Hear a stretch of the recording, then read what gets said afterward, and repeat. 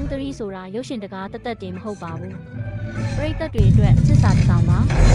လိုကန်ကိုထပ်မတွေ့ရတော့ဘူးလို့ထင်ထားပေမယ့်ရိုင်းရရေးနိုးကဖြစ်နိုင်မှာဖြစ်အောင်လုပ်ပြခဲ့ပါတယ်ဒီ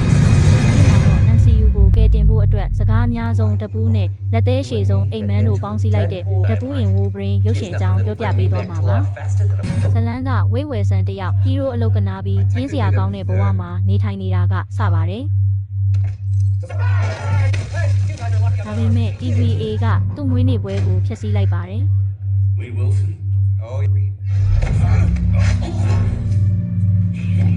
လိုကန်ရုပ်ရှင်ထဲမှာအန်ကာဘီရင်ဖြစ်တဲ့လိုကန်တည်သွားတဲ့အတွက်ဝိရဲ့ကဘာကတဖြည်းဖြည်းပျက်စီးနေတာပါသူ့တငယ်ချင်းတွေကိုကယ်တင်ဖို့ဝိတယောက်တိုင်းပတ်ကိုခိုးပြီးမာလဒီဘဲအနှံ့ Wolverine အစားထိုးမဲ့သူကိုလိုက်ရှာလာတော့တယ်ပြဿနာကသူရွေးလိုက်တဲ့ Wolverine ကသူ့ကဘာကိုပျက်စီးအောင်လုပ်ခဲ့တဲ့အရှုံးသမားဖြစ်နေတာပါပဲမစ္စတာပါရာဒေါက်ကသူတို့နှစ်ယောက်ကိုတဲဝိုက်ထဲလွှင့်ပစ်လိုက်ပါတယ်ဒီနေရာမှာပဲပရိသတ်တွေမျောလင်းဆောင်စားခဲ့တဲ့ဒက်တူးနဲ့ Wolverine တို့ရဲ့ကြမ်းပဒန်းတိုက်ပွဲကိုမြင်တွေ့ရတာပါဒါပေမဲ့တကယ်ရန်သူက White ကိုအုပ်စိုးထားတဲ့ကက်ဆန်ဒရာနိုပါ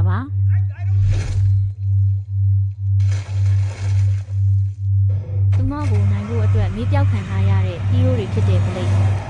Elektra, 823နဲ့ဗန်ဗစ်တို့နဲ့ပူးပေါင်းလိုက်ပါတယ်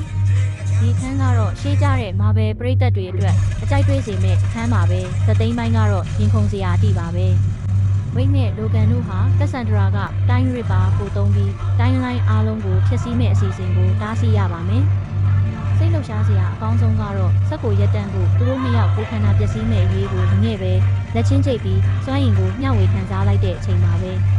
သူတို့အသက်ရှင်ကျန်ရစ်ခဲ့ပြီးအရှုံးသမားတစ်ယောက်ကလည်းဟီးရိုးဖြစ်လာနိုင်တယ်ဆိုတာသက်သေပြခဲ့ပါတယ်ဇက်သိမ်းမှာတော့သူတို့ပျော်ပျော်ရွှင်ရွှင်အတူရှိနေကြပြီးပြည့်စုံတဲ့ happy ending လေးဖြစ်သွားပါတယ်စိတ်အကြောင်းအရာတွေနဲ့အဆုံးသက်ကမျော်လင့်မထားတဲ့လှည့်ကွက်ကိုသိချင်ရင်တော့ပုံမှန်မှာပေးထားတဲ့ link ကို join ပြီး Telegram မှာစကား